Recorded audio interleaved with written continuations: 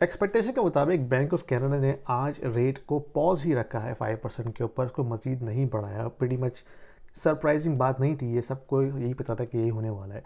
लेकिन जो उन्होंने सरप्राइज़ प्रेस कॉन्फ्रेंस में दिया है वो ये दिया है कि भाई अब उन्होंने इस बात को क्वाइटली जो है एडमिट कर लिया कि इन्फ्लेशन उनकी कंट्रोल से बाहर हो चुकी है।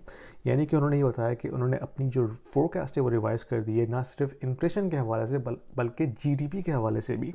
यानी कि according to them they are not seeing inflation coming not 2% until 2025।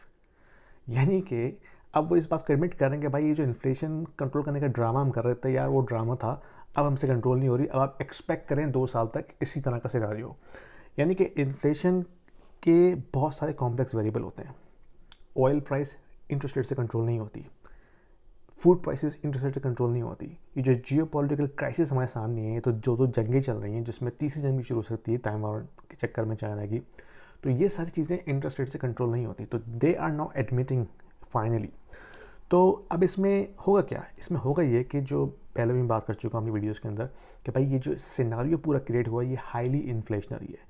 यानी कि आज भी जब ये रेट पॉज का डिसीजन आया, कैनेडियन डॉलर टैंक कर गया against US dollar, bond yield spike कर गई दोबारा से, तो that means market is expecting rates to stay longer for higher for longer, right? Market is expecting the inflation is going to stick around. तो चाहे central bank कुछ भी narrative दें, market is always right in terms of predicting what's gonna happen. अगर अपने market को देखना है तो बॉन्ड मार्केट को फॉलो करें, that is going to tell you what's going to happen in the next 5 to 10 years from rates perspective. ठीक है, अगर जो लॉन्ग टर्म यील्ड्स हैं वो स्पाइक कर रही हैं, that means market is predicting कि रेट्स जो हैं वो लॉन्ग टर्म हाई रहेंगे। तो that is going to play out in the future. तो मुझे लगता है कि भाई इंटरेस्ट रेट कम नहीं होने वाला, इन्फ्लेशन भी कम नहीं होने वाली, और ये जो बुल्स बातें कर रहे हैं कि रेट कट्स ये तभी पॉसिबल है जब इन्फ्लेशन जब अनएम्प्लॉयमेंट इतनी हाई हो जाए, लेट्स से 8% पे चले जाए, then it makes sense to cut rates, then it makes sense to stimulate economy. Right now there is no need to do that.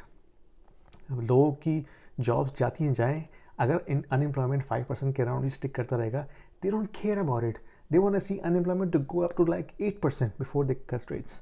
तो ये मैसेज मैंने देना था वीडियो में कि भाई जो लोग भी आपसे ये कह रहे हैं कि भाई रेट कट्स हो जाएंगे कल, दबा के जाके रियल एस्टेट प्रॉपर्टी खरीदो, that's not gonna happen in my opinion.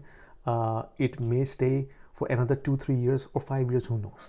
That's the scenario that we are seeing in front of us, और यही मैसेज आज बैंक ऑफ कनाडा के गवर्नर ने प्रेस कॉन्फ्रेंस में दिया। Anyway, these are just my thoughts, I'm sharing with you.